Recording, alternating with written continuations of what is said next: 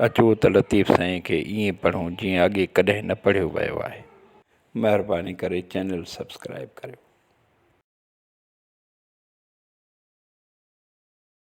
सदा विधम सूर जी अॻियां कोहियारे, जो नजस निखारे सो पुनो विझो पांद में।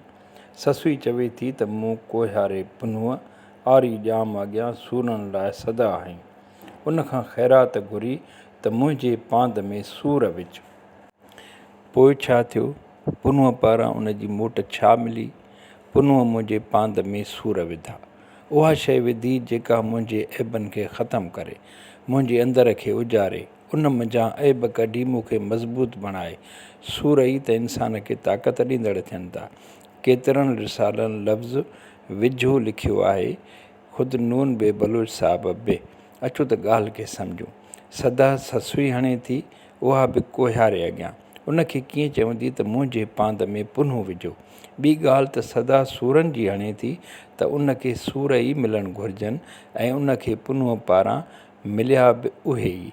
इन करे विधो लफ़्ज़ विधुम लफ़्ज़ वधीक सही आहे।